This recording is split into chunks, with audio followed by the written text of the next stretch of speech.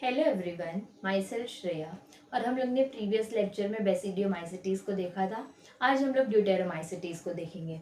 तो deuteromycetes is commonly known as imperfect fungi. हम लोग इसको इम्परफेक्ट फंगाई भी बोलते हैं।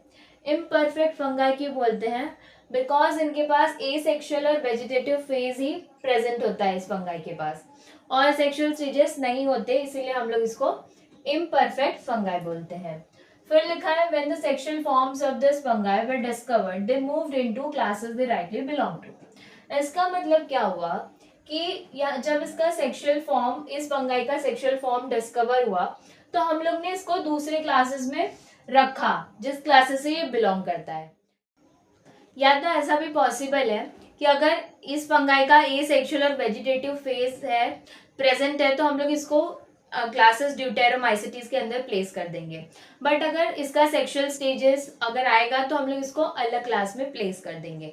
बट जैसे जैसे जैसे लिंकेज एस्टैब्लिश हुआ तो पता चला कि फंगाई को उसके ए सेक्सुअल और वेजिटेटिव फेज को हम लोग ने ड्यूटेरोमाइसिटीज में देखा, और जैसे ही परफेक्ट सेक्सुअल स्टेज डिस्कवर हुआ तो हम लोग ने उसको एस्कोमाइसिटीज और बेसिडियोमाइसिटीज में डाल दिया।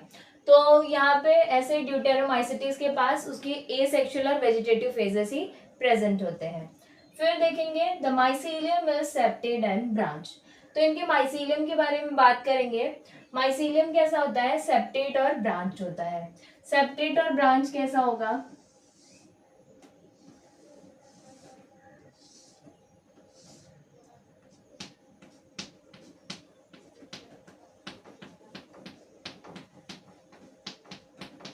तो यहाँ पे देख सकते हो कि सेप्टा कैसा है, यहाँ पे सेप्टा प्रेजेंट है और ब्रांचिंग प्रेजेंट है, तो कैसा हो गया?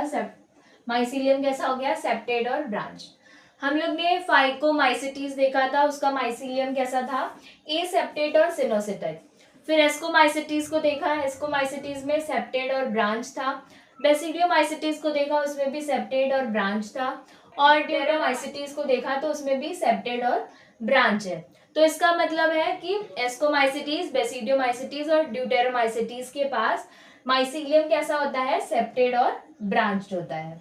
फिर लिखा है the deuteromycetes reproduce only asexual spore through known as conidia. तो ये हम लोग ने देखा कि ये लोग ए सेक्सुअली रिप्रोड्यूस कर सकते हैं, सिर्फ और सिर्फ ए सेक्सुअली, वो भी किसका फॉर्मेशन करके? कोनिडिया का फॉर्मेशन करके। सम मेंबर्स आर सेप्रोफाइट्स और पैरासाइट्स।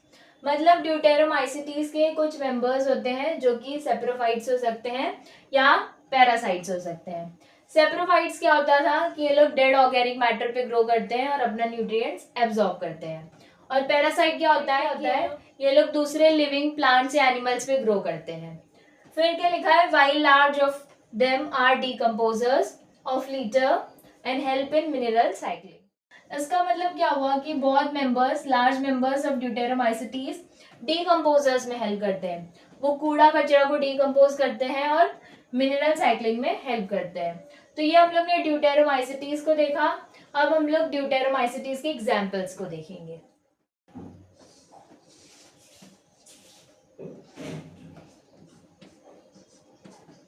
तो सबसे पहला एग्जांपल है कॉलिटोट्राइकम। फिर है Alternaria.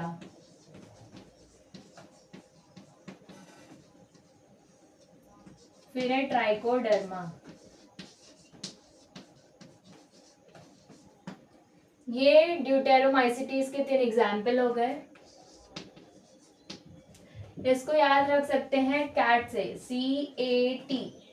C for कॉलिटोट्राइकम, A for Alternaria, T for trichoderma. तो ये हम लोग ने ड्यूटेरोमाइसिटीज को पूरा देख लिया। अब देखेंगे किंगडम प्लांटे को। R.H. विटेकर ने 5 किंगडम दिए थे, मोनेरा, प्रोटस्टा, फंजाई, प्लांटे और एनिमिलिया। हम लोग ने अभी तक मोनेरा, प्रोटस्टा और फंजाई को कंप्लीट कर लिया है। फंजाई को हम लोग ने देखा था, फंजाई को 4 क्लासेस में डिवाइड किया था, फाइकोमाइसिटीज, एस्कोमाइसिटीज, बेसिडियोमाइसिटीज और ड्यूटेरोमाइसिटीज। अब हम लोग किंगडम प्लांटे को देखेंगे। तो किंगडम प्लांटे हम लोग ने R.H. विटेकर का जब क्लासिफिकेशन देखा था तब हम लोग ने देखा था कि किंगडम प्लांटे के पास मोड ऑफ न्यूट्रिशन ऑटोट्रोफिक होता है और ये लोग यूकैरियोटिक होते हैं। तो वही लिखा है कि include all eukaryotic chlorophyll containing organism commonly called as plants. मतलब ये यहाँ पे ऑल मतलब सब यूकैरियोटिक होते हैं और क्लोरोफिल प्रेजेंट होता है। क्लोरोफिल एक ग्रीन कलर का पिगमेंट होता है और इससे फूड फोटोसिंथेसिस होता है। Containing organism commonly called as plants, तो हम लोग ऑब्वियसली प्लांट्स में ही फोटोसिंथेसिस का काम होता है, तो क्लोरोफिल प्लांट्स में प्रेजेंट होगा, तो इसीलिए यहाँ पे लिखा है कि chlorophyll containing organism commonly called as plants. फिर लिखा है few members are partially heterotrophic such as insectivorous plants और पैरासाइट। इसका मतलब क्या हुआ, अभी मैंने स्टार्टिंग में बोला कि मोड ऑफ न्यूट्रिशन कैसा था, ऑटोट्रोफिक था। ऑटोट्रोफिक मतलब ये लोग अपना खाना खुद बनाते हैं, प्लांट्स फोटोसिंथेसिस की हेल्प से अपना खाना खुद बनाते हैं। बट इनके कुछ मेंबर्स, प्लांटे के कुछ मेंबर्स, वो लोग पार्शियली हेटेरोट्रोफिक होते हैं सच एज इंसेक्टिवोरस प्लांट्स और पैरासाइट। पार्शियली मतलब वो लोग हाफ हेटेरोट्रोफिक होते हैं, मतलब डिपेंड होते हैं दूसरे पे, और पैरासाइट भी हो सकते हैं। यहाँ पे इंसेक्टिवोरस प्लांट्स का एग्जाम्पल देखेंगे, क्या एग्जाम्पल है, वीनस फ्लाईट्रैप, और एक एग्जाम्पल है ब्लैडरवर्ट।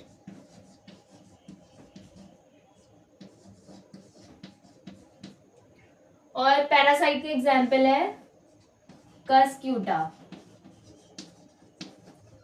Cuscuta is a parasite and Venus flytrap and bladderwort are the examples of insectivorous plants। तो Venus flytrap कुछ ऐसा स्ट्रक्चर होता है जिससे इंसेक्ट को ये लोग खाते हैं। तो ये लोग हेटेरोट्रोफिक होते हैं, अपना फूड डिपेंडेंट होते हैं, और इसके दो एग्जाम्पल है वीनस फ्लाईट्रैप और ब्लैडरवोट। हम लोग ने देखा कि प्लांट यूकैरियोटिक होते हैं। यूकैरियोटिक होते हैं मतलब इनके पास well defined bound organelles present होता है, तो और इनके पास प्रोमिनेंट क्लोरोप्लास्ट भी प्रेजेंट होता है। हम लोग इसको सेल चैप्टर में डिस्कस करते हैं क्लोरोप्लास्ट को। तो क्लोरोप्लास्ट में क्लोरोफिल पिगमेंट प्रेजेंट होता है जहाँ पे फोटोसिंथेसिस होता है। और इनकी सेल वॉल के बारे में बात करें तो प्लांट की सेल वॉल किससे बनी होती है, सेल्यूलोज की सेल वॉल होती है। सेल वॉल कैसी है, सेल्यूलोज की बनी होती है।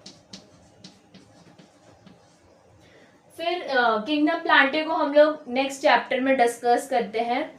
उसमें हम लोग देखते हैं कि प्लांट को हम लोग ने फर्दर 5 क्लासेस में डिवाइड किया है, जो कि है एल्गी, ब्रायोफाइट्स, टेरिडोफाइट्स, जिम्नोस्पर्म और एंजियोस्पर्म। तो वहाँ पे हम लोग डीपली स्टडी करेंगे इसका। फिर उसके बाद लिखा है life cycle of 2 plants has 2 distinct phases.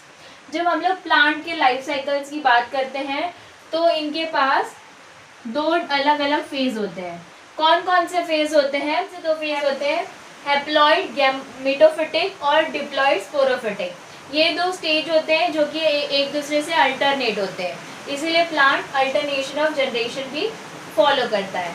तो यहाँ पे तो हम लोग ने सिर्फ बेसिक देखा है, प्लांटिंग के बारे में कुछ इन्फॉर्मेशन है थोड़ी सी, हम लोग ने ये देखा है। बट इसके बाद जो प्लांट किंगडम चैप्टर है उसमें हम लोग किंगडम प्लांटे को पूरा डीपली स्टडी करते हैं। Thanks for watching. If you like the video, do like, share and subscribe.